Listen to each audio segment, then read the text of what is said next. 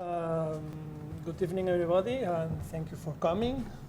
Thank you also to Barcelona Analytics for inviting me and give me the opportunity to stay here and share my ideas and my experience with you. I'm sure that all of you have heard a lot of things about big data, a lot of the amazing things that you can do with big data. Big data is perfect.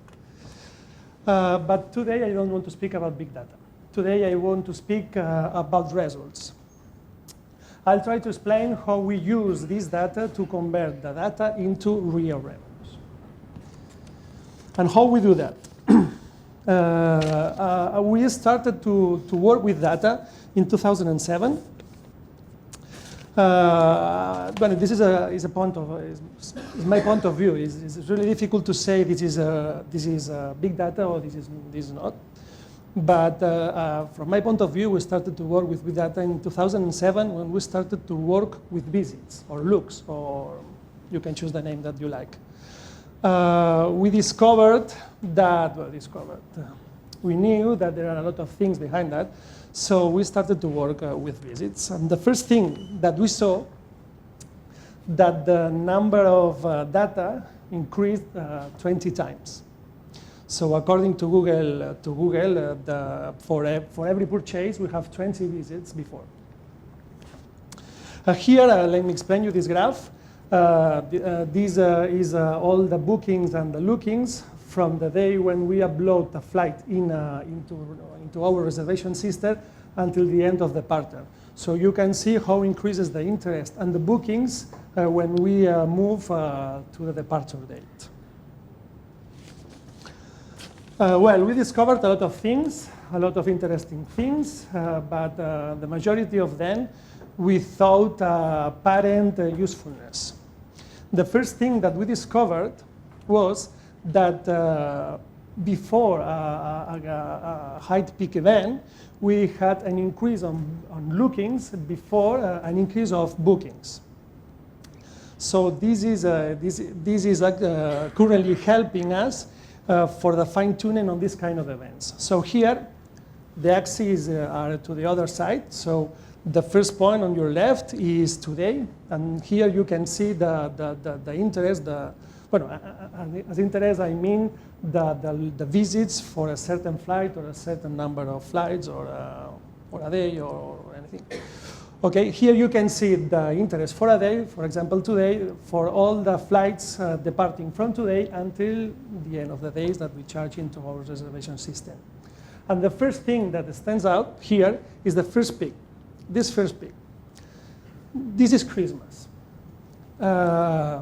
We can see, we currently see an increase in interest for Christmas, but we still have enough number of bookings, so we don't really need here the interest because we have bookings. And it's easier for us to work with bookings rather than lookings because due to the volatility of the interest. You can see the peaks in the high demand or the peaks in the low demand are very big. So at this point, we prefer to work with bookings. But then, probably you cannot see here, but there is another peak, a small peak, I don't know if you can see that, but we don't have bookings here. So this is the Mobile World Congress. If we didn't know that there is a Mobile World Congress, we could lose a lot of money by selling cheap tickets right now. So here, there is an increase on interest. So if we overlook that event, we can fine-tune now the prices before the cheap tickets, before to sell cheap tickets. And then you can see another peak is Easter. We, of course, have a lot of data about Easter. We know the pattern of bookings on Easter, but no, we don't always, this pattern is not the same for every country. And when we are here in Barcelona, and when we open a new route in another country, probably the Eastern period has a different pattern on bookings. So in that case, this will help us a lot. But this was the first thing that we started to do. Then we passed some years to here. We passed some years trying to find other opportunities with big data or with data, but without results, because it's very difficult. There are a lot of curious things, the devices that you use, a lot of things that we cannot convert into real revenue. So the field where we found more opportunities is ancillary data. In ancillary data, we mean all the revenues that doesn't come from direct to the pure ticket. All the things that we can sell when we are selling a ticket to the customer. Of course, we are not studying to take profit from the selling air sick bags in case of turbulence, but there are a lot of things that we can find. I imagine the demand can be pretty inelastic at that yes, point. But probably will be difficult for the TCP sell the RC I would imagine. During a turbulence. But anyway, well, there are a lot of things like that you can find in internet. There is a part of truth on that. Here you can see the importance of the ancillary revenue from the last years. In 2007, all the companies that provide data from the revenues coming from the ancillary revenue were published 2.5 billion American dollars. Last year, the number was multiplied by 20, was 38.1.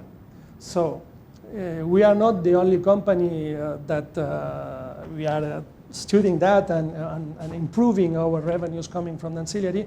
This is all the sector that has discovered all the importance of this kind of revenue. And then, to explain all these things, let me remind you how was the booking process in 2005. In 2005, 10 years ago, when I started to work in Vueling, the booking process was, we received a visit, there was a search.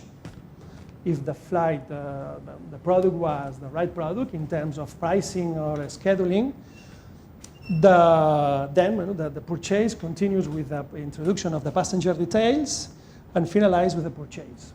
And we forgot that we had a client pending for a flight until the day of departure on the check desk. How does it work today? Today, as in 2005, the booking journey starts with a search. But we start to take profits at this point.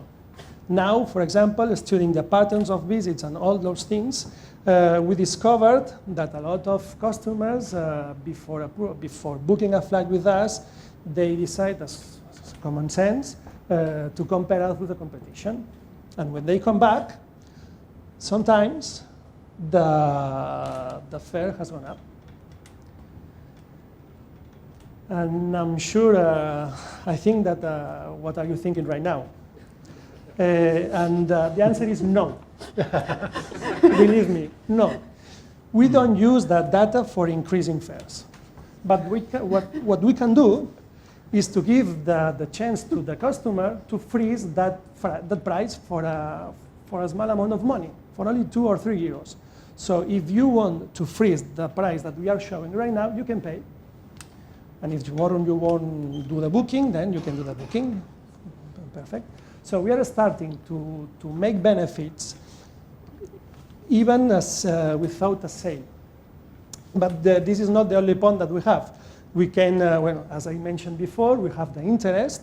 We also have marketing online, retargeting. We are sending a mail if you don't finalize the booking, asking if you are still interested on that.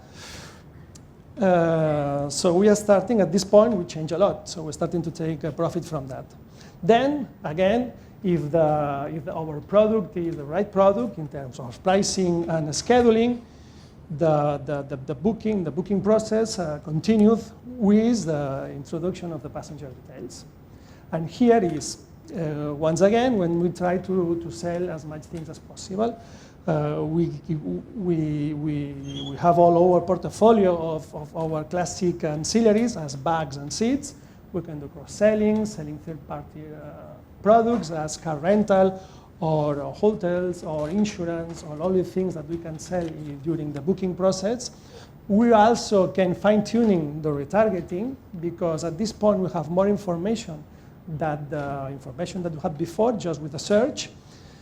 Or we can do bundling, family fares. That means join a lot of products in a package and give a single price for that. And now, as an example, I will explain you better how we do a seat assignment, how we analyze the seat assignment in order to increase benefits. The first thing, we started with a fixed price, one price for a seat assignment. When we analyzed the booking pattern, we discovered that the value perceived by the client increases accordingly the stage length.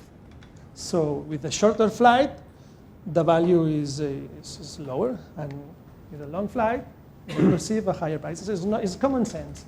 But anyway, we need to study that for putting the correct prices. There are sorry, seat revenue is not the price of the ticket of the flight, it's just for choosing the seat in particular, yes, right? Seat assignment. Sorry. So it's proportional to the overall fare in a way. Proportional meaning that you can charge more for longer flights. Yes, longer flights has as well higher revenues, but is more, for example, if you go to Ibiza, is expensive route. But the interest in seat assignment is very low because it's only 20 minutes. Yeah. Or in a Friday or Sunday, they increases the value of the number of tickets, but this doesn't change. And then there are kind of in some interactions. For example, there are countries where the people is very tall. For example, in Holland. So the Holland, they are more interested on that. But well, more or less is this pattern. So we started to put different prices for different routes. Then we started to work with the sales inside the aircraft. So we measured all the conversion rate in all the seats. DS tries to be the map of an aircraft. So you can see the conversion of the prices. So we started from one price, and then we discovered all the best-selling seats, and we started to increase the prices on these best sellings. For example, we created the duo seat. Now is excellence class. Then we put the priority seat, just the following rows. Then we have front seats, XL seats, and we divided at the end the tail in 3 different parts. Because we discovered that the people try to pay the best seat for a less price. So if you divide your tail in different prices, every customer can find this desired seat. Okay, we can do a similar analysis with bags as well, but I think it's more interesting to speak about seat assignment. And then if the booking journey finalized with the purchase, if everything is okay, the client finally pays for that. And we don't forget now that we have a client pending for a flight. This is the last part of the booking journey that we have developed. And now the majority of those things are behind the study. But I will explain anyway. The special offers. We analyze all the bookings that we have in the system. And if we see a special pattern, for example, a business pattern for a client, if this booking has not paid for the seat assignment, we think that the probability of paying for the seat assignment is very high, and we can offer them, we can send them an email offering the seat assignment without discount, because we don't want to create a learning curve. But we can offer the things that with the highest probability of conversion. Then we have moving. Moving, if we see a fully booked flight 10 days before departure, this would be an error for a revenue management side, but sometimes those things happen. If we see a fully booked flight in a high peak event, for example, we can analyze all the bookings inside in the flight, and we can choose the bookings with the highest probability of willingness to change. And we can we can send them an offer saying, if you want to change to another flight, we will give you a voucher for 40, 50, 60 euros, and you will have the other flight for free, of course. Then we can empty the flight, and we can sell those seats again. So we can fine-tune the overbooking. There is the upgrading as well. So not everybody is willing to pay a business class. But if we had empty seats on the business class, why don't accept a proposal for that? So we are starting to study that. In fact, there are some airlines that are currently doing actions on these seats for the business class. And the last thing to go into a sense is geofencing. Geofencing, I have heard about geofencing from last 1 or 2 years. The things that we can do with geofencing is amazing, all the things that you can do. For example, we could know if a client is going to lose their flight. And if we see that the probability of losing the flight is very high, we can send them another flight if we have a later flight. So we can relax, we can reduce the stress for the clients, and we can increase our sales by selling another ticket or by selling a more flight. We can also do a more convenient, or we can also facilitate the things in the airport, providing the number, all the things that you probably can imagine that we can do. So I think now I can go back to the beginning. And here you can see how the ancillary revenues has increased during last years in Vueling. So we have started to work hardly, and we started to take benefits from that from 2012 until 2014. That's all. Thank you.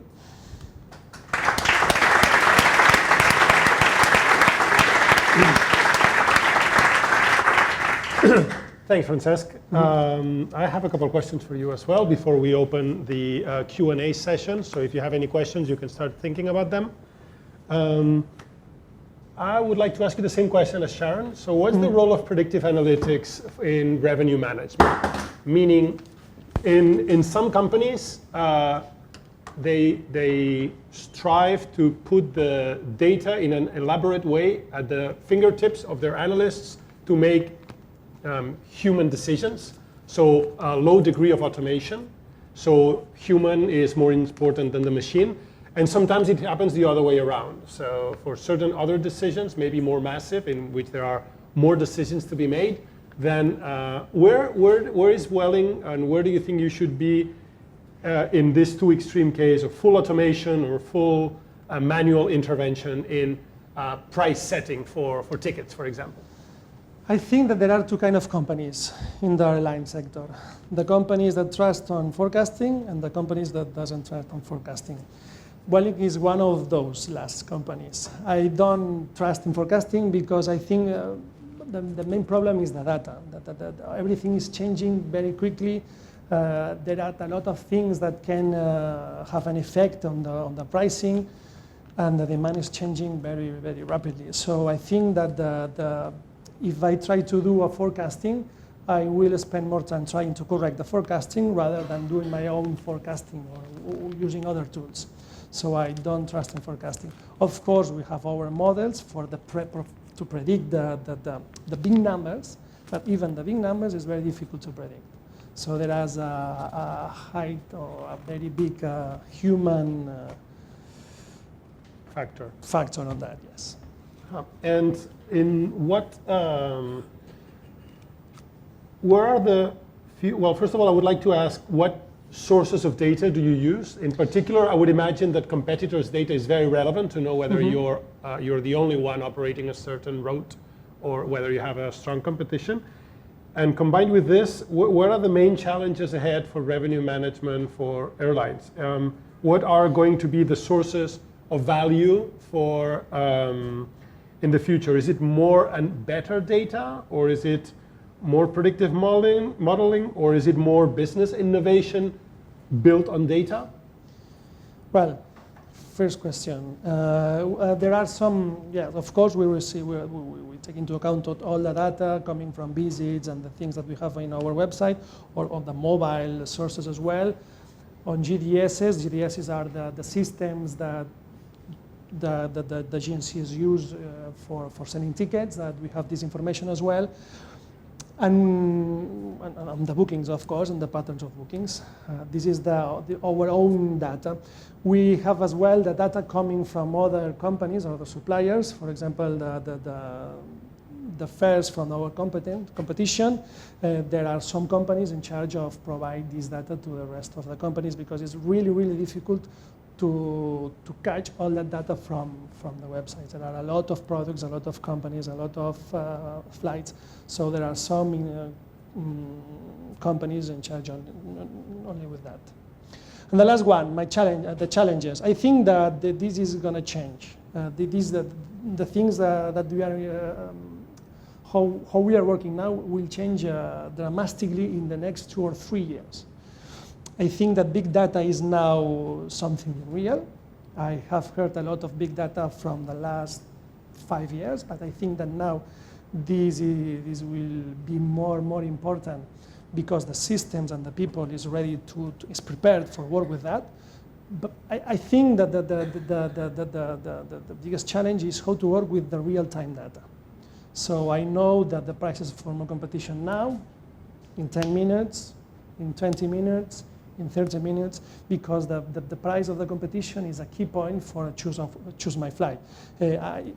I could put the correct price, but if the competition is 10 euros below me, probably the customer select the other flight. So I need to know and refresh very, very, very frequently the prices. And how to deal with that is the main challenge in the revenue management side. Okay, thanks, Francesc. Now, yeah, thanks.